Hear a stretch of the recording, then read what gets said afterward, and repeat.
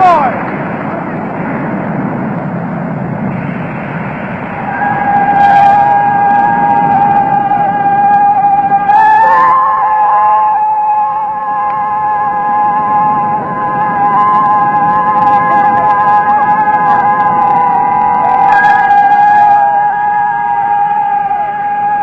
Pitcairn Island. Pitcairners welcome a visiting ship with the age-old cry of sail ho. This is probably the only part of the world where the call is still known. The island lies 3,300 miles from New Zealand, 4,100 from Panama. Refuge of the Bounty mutineers nearly 2 centuries ago, it's inhabited by their descendants today. This is an exciting moment for the islanders. It may be 3 weeks before the next ship calls. It may be longer.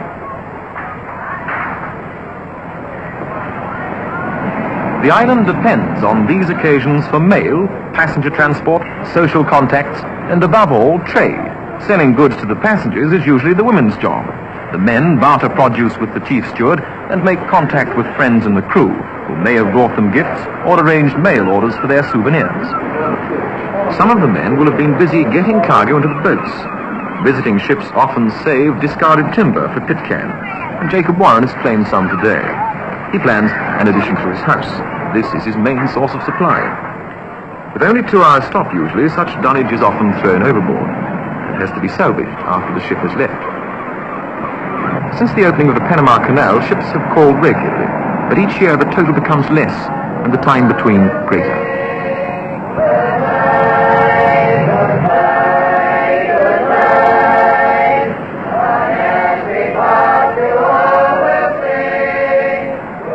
Song comes naturally in this friendly society, and visitors are farewelled in traditional fashion.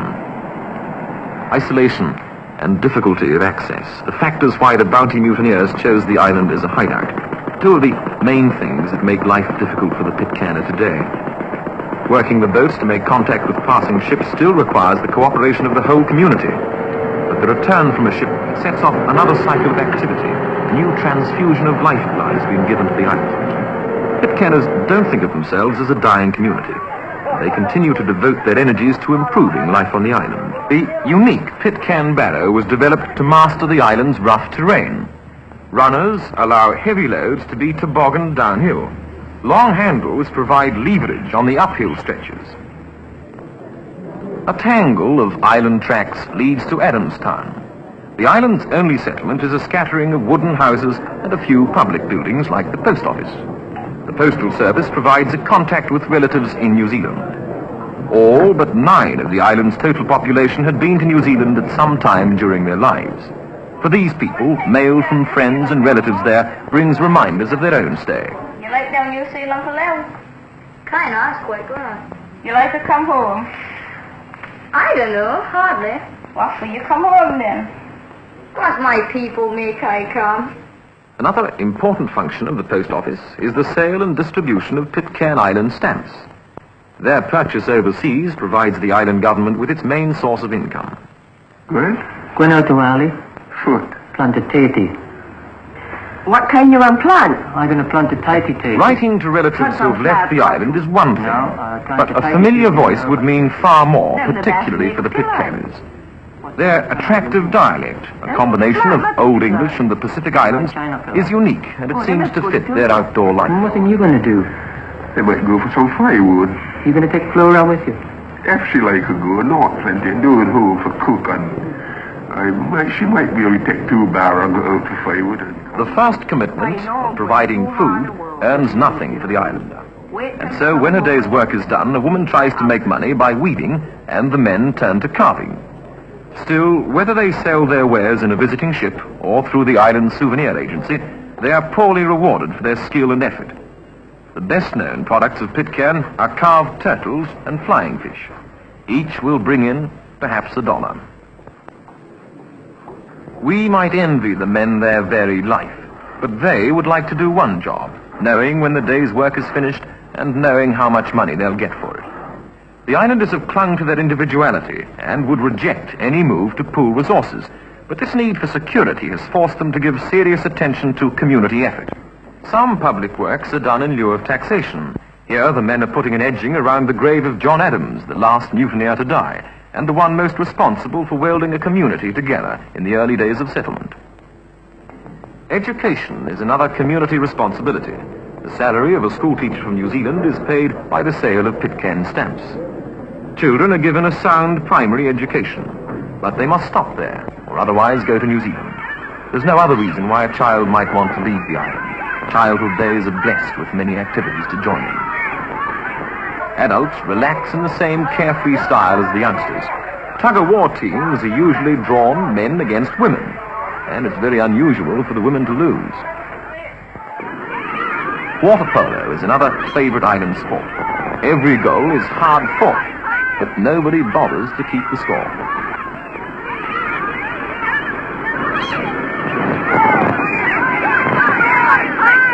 During childhood days, and at times like these, no one thinks of leaving the island. But the Pitcairner cannot allow himself to be swept into a life of laziness.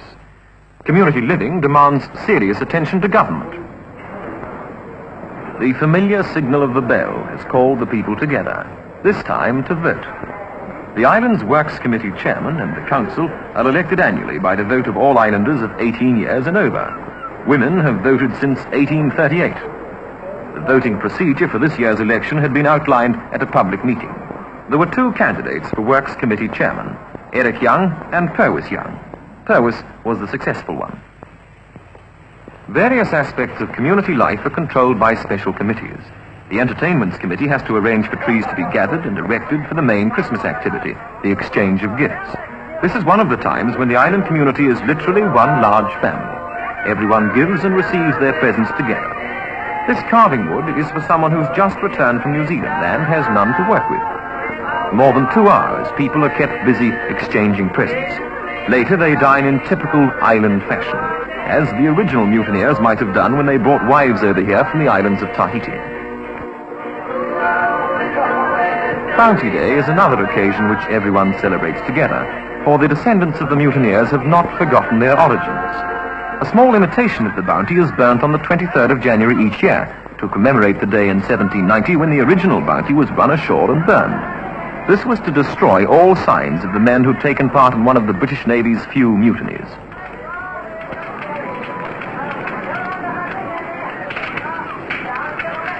The main business of the day, though, is eating. There's nothing a Pitcairner likes more than bringing his food down to the landing for a picnic meal, and Bounty Day is one of the few times when he has the opportunity.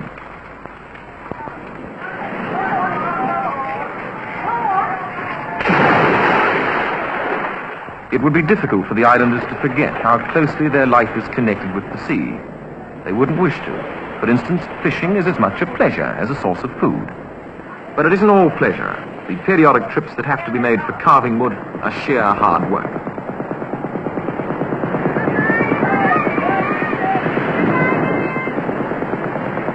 For 5 days, the women must wait, confident in the skill of their men and the strength of their boats, but suspicious of what they call the hypocrite sea they've struggled with for nearly 2 centuries.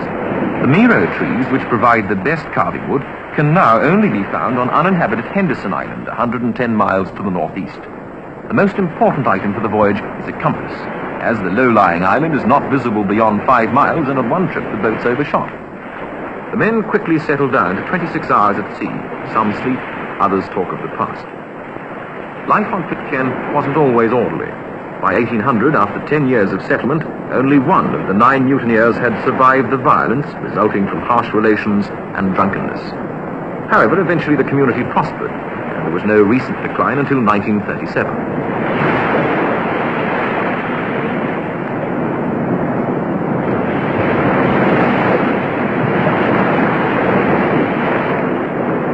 For these men, the next 3 days' work will eventually mean sugar, flour, and salt for their meals, and perhaps roofing iron for the house. But the return is scarcely worth the effort. There's no passage through the reef surrounding Henderson, so the motorboats must be anchored at sea. Getting through the reef was one of the most difficult operations of the whole trip.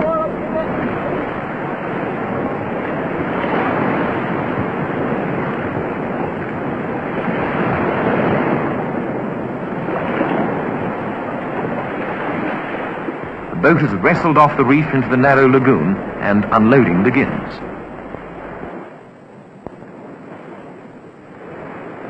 Henderson is the classic desert island, with palm trees, white sand, and an air of mystery and desertion. But there's little time to feel romantic about it, even after unloading, for there are the miro trees to remind the men they have a job to do. Each man knows the sort of wood he's looking for, and is anxious to cut plenty.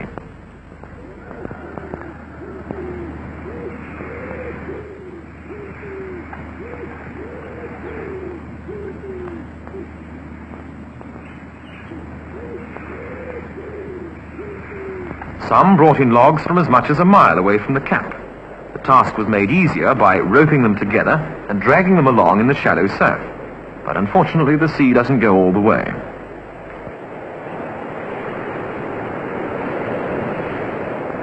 A chainsaw given to the men by an American firm speeds up cutting logs into the best lengths. But other jobs still have to be done the hard way. There's no sense in carrying surplus weight back to Pitcairn.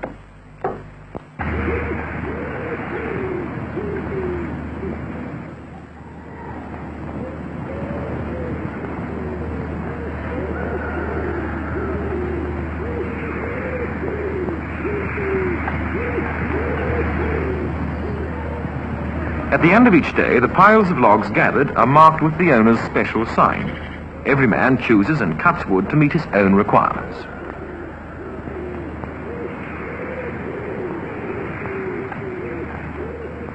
Some carry on into the night, cutting and skinning logs until evening prayers brings the work to an end.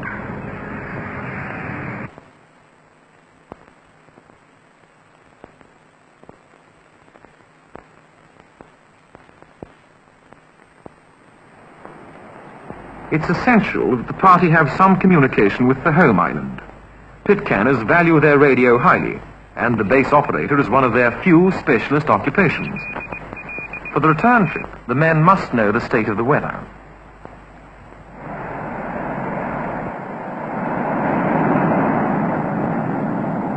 The wood for each launch must be ferried out over the reef in a longboat. While most of the men struggle out with wood, another group try to hold the longboat steady in the surf. Then, when it's loaded, they fight it over the reef. Before the job is finished, the boat's keel can be broken by this treatment, and then the problem of bailing it out has to be coped with.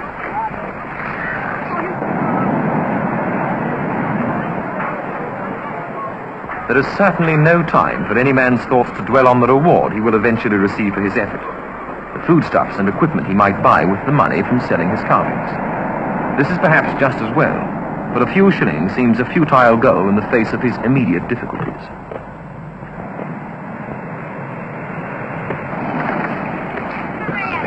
And now the men on shore are working against time, for it's only at the top of the tide that the longboat, with its own full load for the journey home, can be taken over the reef.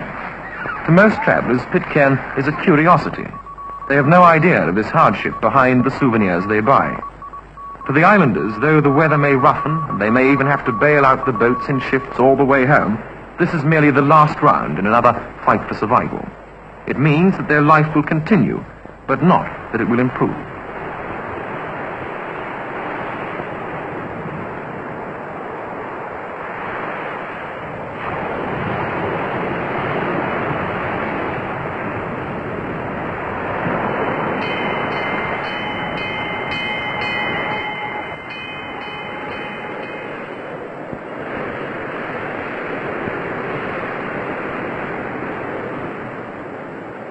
Yet Pitcairners are not without hope of improving life on the island.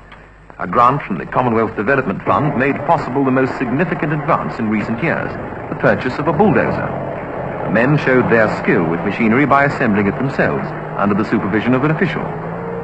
The bulldozer's first operation makes a field day for everyone on the island. For nearly 2 centuries, the Pitcairners have toiled up and down the steep track between Bounty Bay and Adamstown, without the assistance of a level surface and properly graded slopes. In a few days, the bulldozer could change all this, where countless picks and shovels have failed in the past. Everyone wants to witness the miracle.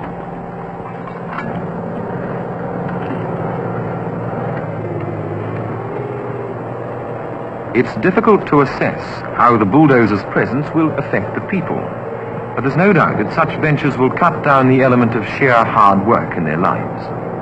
They intend blasting a passage through the reef at Henderson, and there's even been talk of operating a small ship of their own for trading.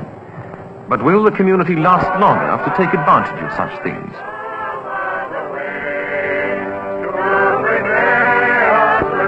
What is almost a national song, in the sweet by and by, has the cloying sounds of nostalgia and separation from loved ones.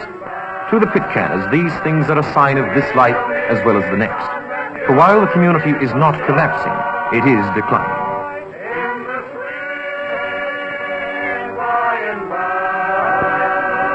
But the struggle to raise the standard of living is not the only reason why many leave. Fred Christian is well over 80 years old. He's been an elder and upholder of the strict 19th century religion to be found on this island for many years, and like most islanders, never misses attendance at church.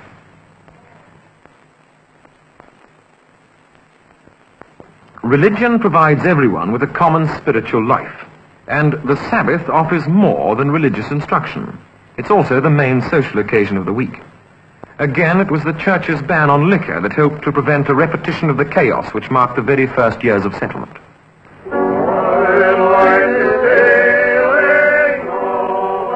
Yet it is the very strictness of the church's approach, its disapproval even of dancing and any music other than hymns. This is what is turning the younger people away. Some of these children will leave to get away from it, or for fuller satisfaction of exuberant spirits. Still, though their life is not likely to improve a lot, many Pitcairners feel an obligation to remain together. A feeling created by affection for the island and by family relationships. There are only 6 surnames to be found here, and for the visitor there'll always be familiar faces within his lifetime. Some leave Pitcairn, others cannot do it. Many love their sea too much, the hypocrite sea that brings them both trade and new interests, that only increase their sense of isolation.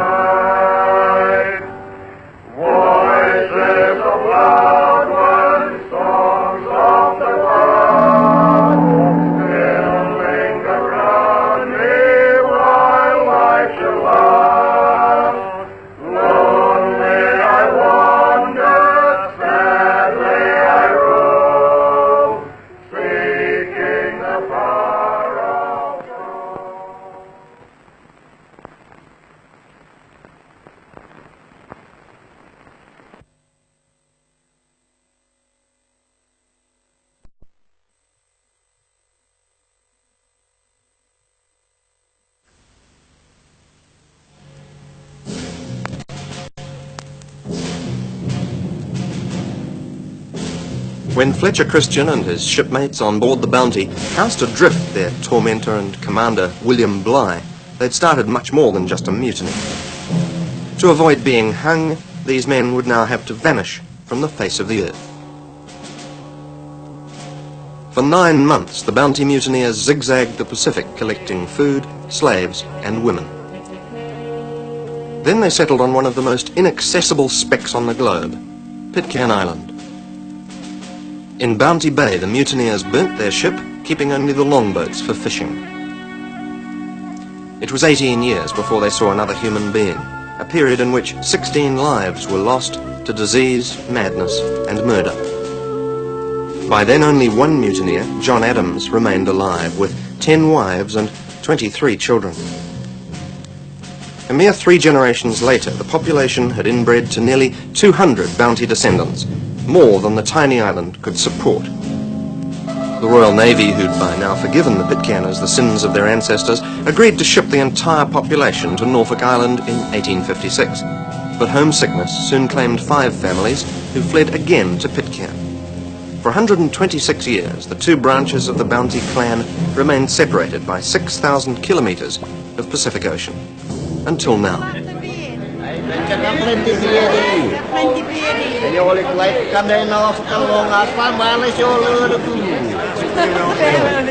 Get on stage, that's great. Auckland Airport. It's late at night and a group of excited travellers is speaking one of the world's rarest tongues, Pitcairn Pidgin. These people are all from Norfolk Island, all descendants of the Pitcairn Bounty mutineers.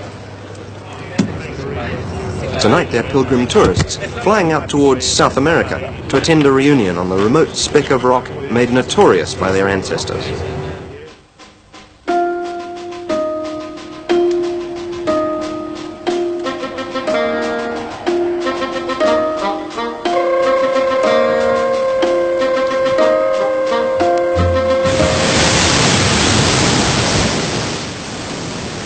today's modern pilgrims pitched and rolled the last leg from Norfolk to Pitcairn aboard a rust bucket tramp chartered from Tahiti.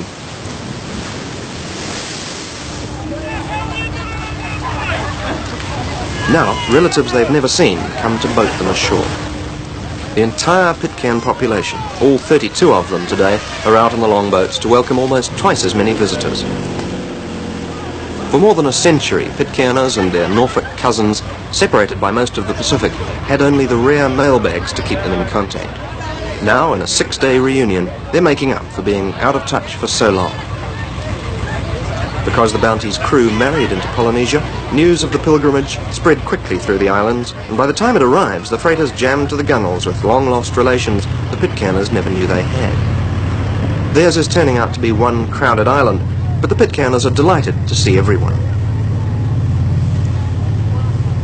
After retching at the rail most of the voyage, the landlubber pilgrims are delighted simply to have made it here. There is no safe harbour. Pitcairn is simply a mountain tip floating alone and steep in thousands of metres of water. The only local vessels are longboats which are surfed into Bounty Bay to shelter behind a jetty.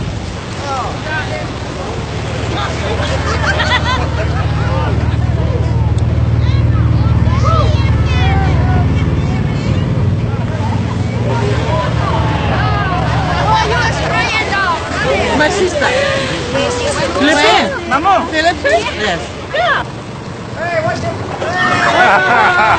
This is one of the hardest places to get to on this planet.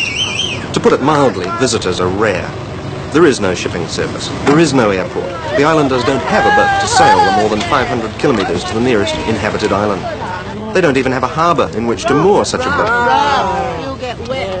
To get here is to get to the end of the world. It's the easiest. Dear widow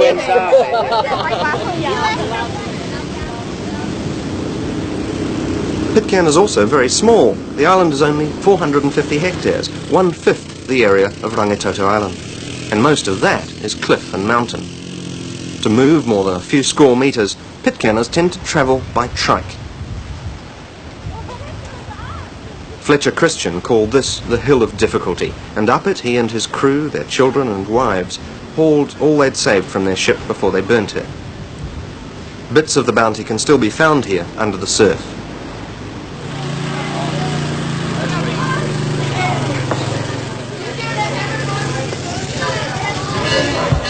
At the hub of the cliff-top settlement is the Adamstown Square, where everybody gathers now for a share-out. Following an old seaman's custom once designed to share out lifeboat rations, the Pitcairners distribute the gifts and supplies which have just been landed by their visitors. Almost everything the islanders consume has to be imported, much of it from New Zealand. Perhaps 4 times a year, Pitcairners do manage to persuade a freighter to call here with a container or 2 of stores just for them.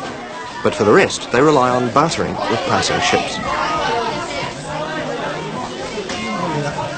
When a freighter is sighted, these people rush to the longboats, motor out to sea, and literally hail themselves a ship.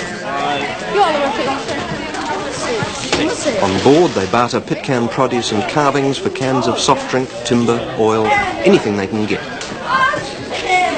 For almost 2 centuries, this novel combination of swapping and begging has enabled Pitcairn to survive.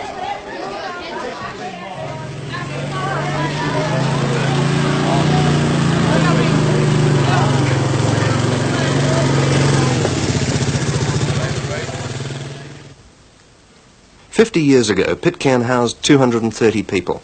Today, permanent Pitcairners number only 44, and most of those are children and old people.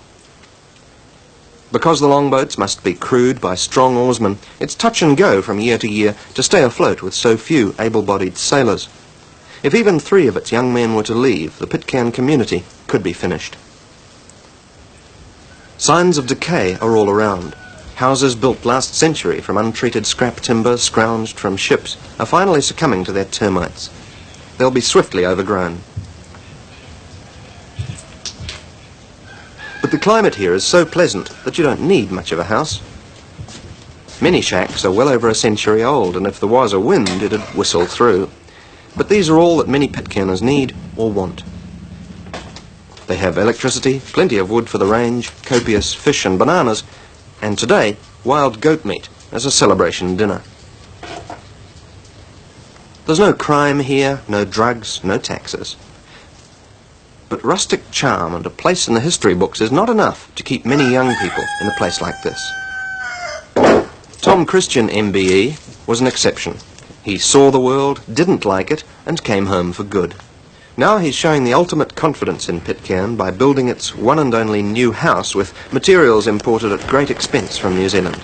But Tom knows that his children may not share his dream. They could do primary schooling here up to approximately age 15, and then after that they have to go off to, probably to New Zealand for secondary college education. And the big problem that we've had in the past, other young people have gone off and then they don't come back, or rather they don't want to come back, because once they've received a good education, there's limited use for it here. And if they have a special career, then the average one seems to prefer to stay in the outside world. Pitcairn is a British dependent territory, one of the last Empire colonies. Yet its children won't be allowed to work in Britain or to claim British welfare. They'll have no vote in Westminster, nor even an MP to represent them in the country which, by a twist of fortune, is legally the islanders' motherland. On the credit side, these children are not eligible to pay Her Majesty's taxes, nor to fight her wars. Even the island's administration and its British governor are in Wellington. And the fact is that Pitcairners regard Britain as a foreign country and New Zealand as their actual motherland. They use New Zealand currency. They travel to New Zealand for their medical needs and their education. Their teacher is posted here from Northland, and he even teaches them some Maori. In many ways, Pitcairn Island is a dependent territory New Zealand doesn't know it has. Pitcairn even dumped the Church of England for American Adventists. This is a very old traditional hymn, known well in both Pitcairn and Norfolk, and has been specially requested to be sung in the service this morning. The hymn Gethsemane.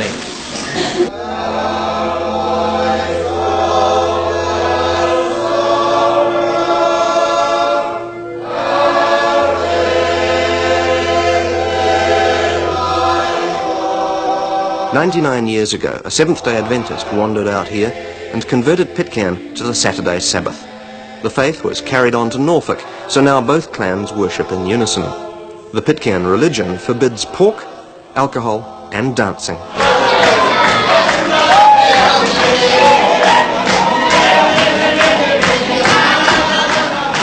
The religious disapproval of dancing caused a few awkward moments this night, when the ship's Tahitian crew, its Polynesian and Norfolk passengers, automatically launched into one of the sexiest dances on earth, the tamarau. Some of the visitors were puzzled when staunch Pitcairners refused to be dragged onto the dance floor, but there were no harsh words, and the dance went on. Alcohol is illegal here, but double standards abound, with Pitcairners often returning ashore from visiting ships, reeling from more than just the wave motion. Many young islanders want the liquor laws changed, but church elders resist. Well, personally, I'd hate to see alcohol come onto this island because of problems we had in the early days and other problems that they've had in other Pacific islands. I think it would be a sad mistake. In a place like New Zealand, where you have people to deal with it, you have the police force, you have doctors, you have hospitals and all that, then I don't think there's any problem there. But it's a different situation the way I see it out here on a remote island if it gets out of hand. But Pitcairn's a pretty democratic place, and the locals may just outvote Tom Christian and the island's other staunch Adventists. I'm not too sure at the present time. I have a feeling, though, that within the next year or two they may even grant license to locals.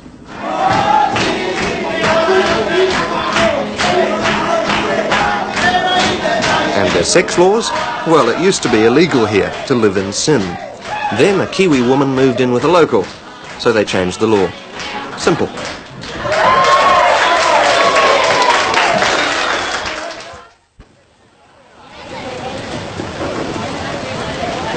Pitcairners live largely on fish. Today, their visiting relatives join them with spears and lines in the longboats.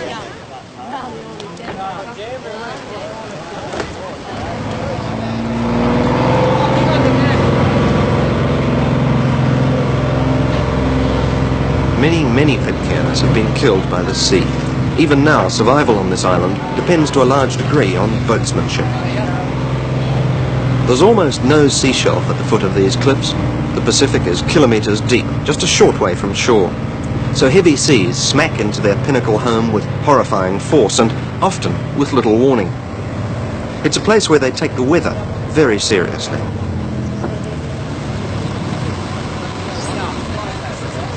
By the landmarks, we should be right on top of a favourite rock.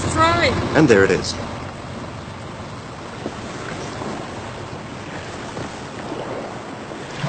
A couple of centuries ago, Fletcher Christian was living here by much the same means as this. The Bounty mutineers and their Tahitian wives and manservants melded West Country English with sailors' folksal slang and Tahitian to create a new tongue which, when spoken now, can still exclude all outsiders. Meantime, such was the fascination with the romance of the Bounty mutiny in the outside world that more than 2,500 works were written about this island, plus films with Marlon Brando, Clark Gable, and many others. Oh no, not me. We know what they are. Oh yeah. And all that the global attention did for these people was to make them into the curios of the Pacific. And they don't pay much mind to all of that.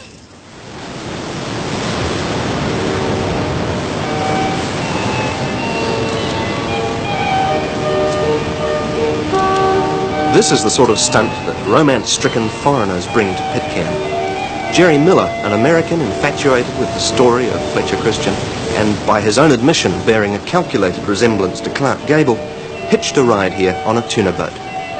Then he imported his sweetheart, Mary Wagonblast, for a marriage on the rocks.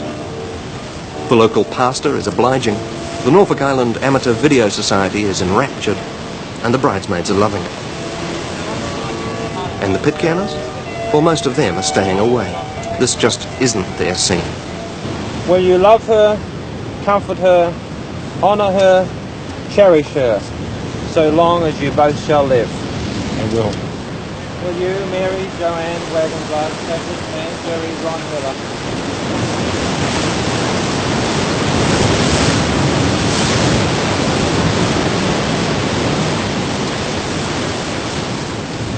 For as much as Jerry, Ron Miller,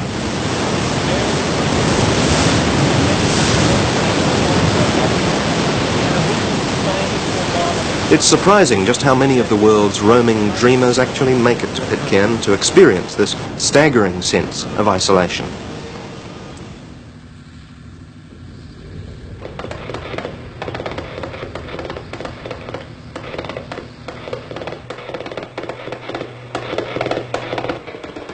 When we visited, Pitcairn's only means of speaking to the world was by Morse code, through Fiji, nearly 5,500 kilometres away. Since then, they've bought themselves a radio telephone link with New Zealand. Again, even the stationery comes from Wellington. But the operator comes from Norway. Carrie Boy Young was a ship's radio officer who came for a holiday and married onto Pitcairn.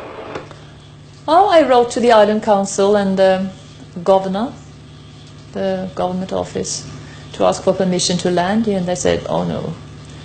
The Island Council said yes, though, but the governor didn't want a Norwegian dreamer here, I think. He thought I would be a burden to the island. Why did he think you were a dreamer?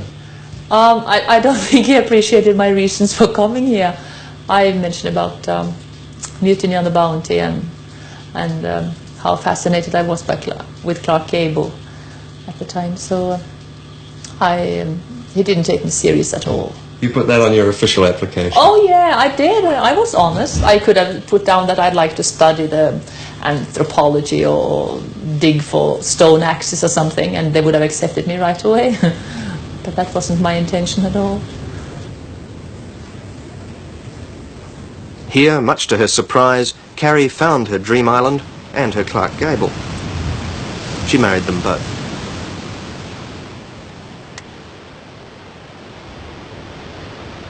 I'm very glad I came here because I think this is the kind of life I always wanted. I wanted to get away from everything. A lot of romantics on this island, aren't there? Yeah, I think it invites to romantic dreams because of the history and the isolation, and everything seemed to be possible on Pitcairn. It's quite unique. The people are very special too, and it's so beautiful here. You forget about all the bad things outside. So it's a kind of escaping, I suppose, coming here.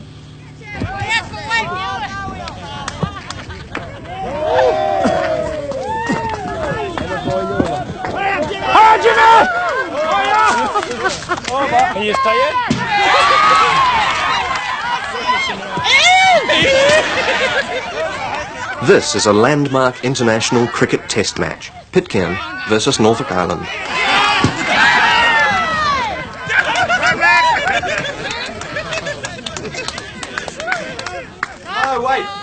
The dirt pitch slopes uphill, the rules are peculiar, and the rough ground is frustratingly close to the infield.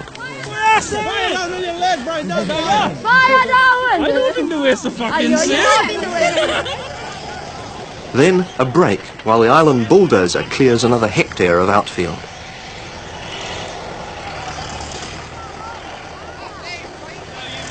It's this rough plateau which may one day be levelled for an airfield, if the islanders can find a couple of $1 million.